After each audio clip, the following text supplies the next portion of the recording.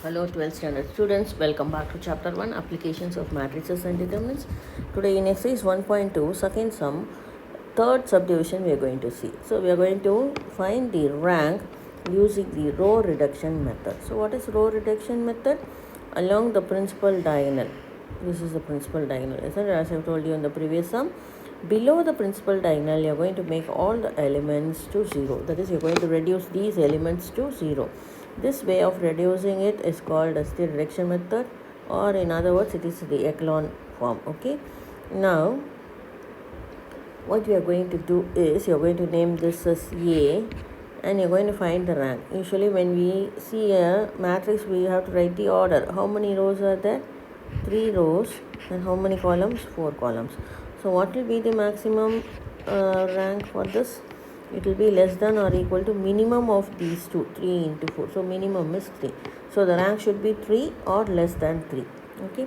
Now we shall consider how we are going to reduce.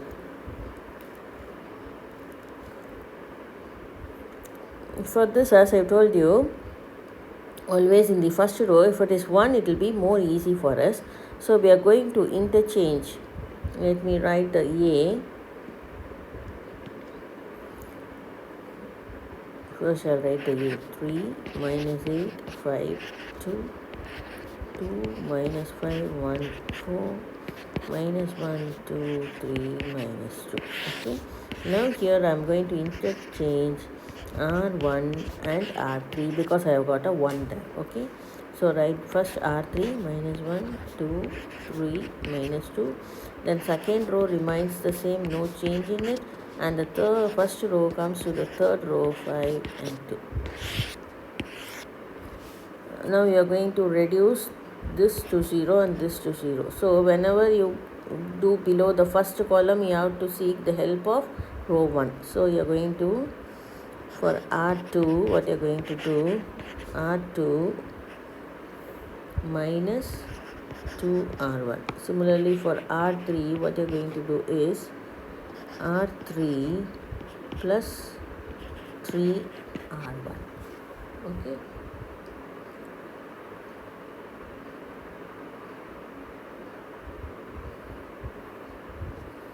Now we will write our R2, 2 minus 5, 1 and 4, and what is our 2R1 minus 2, 4, 6 and minus 4. Now here you have already got a minus sign, so we shall add these two. Okay, I will put a plus there. So automatically this gets cancelled. This is going to be minus 1, this is 7, and this also gets cancelled, so this is 0. So our new row is going to be, this is going to be our R2. Okay.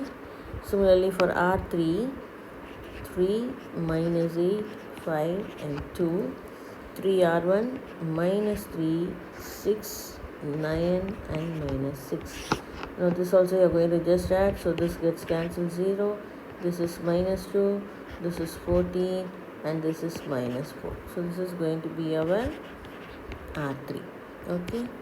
Now we shall write the equivalent matrix. First row remains the same. We have brought R2 here, 0, minus 1, 7 and 0, and R3, 0, minus 2, 14 and minus 4. Now our first column below the one we had made zeros is over. Next we are going to, this is the principal diagonal, isn't it? So now we have done this as 0. Now we are going to change this one. So changing this one, when you come to the second column you have to get the support of R2. So here it is going to be R3 you are going to change. How are you going to change R3?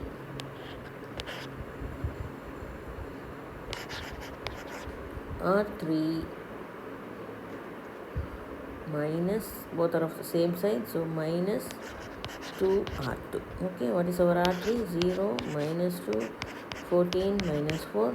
2 into R2 will give you minus 2, 14 and 0. Okay.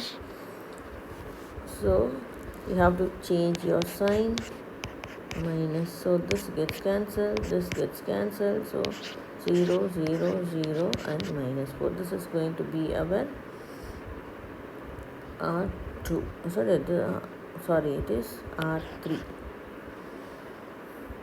So here this is our R3, because here only you are going to get the 0. Okay, so our equivalent matrix minus 1, 2, 3, minus 2, 0, minus 1, 7, 0, and our new R3 0, 0, and minus 4. So this is our equivalent matrix. Now we have reduced this to the echelon form. So this is called as the echelon form, because below the principal diagonal we have got the zeros. Now we are going to find the rank.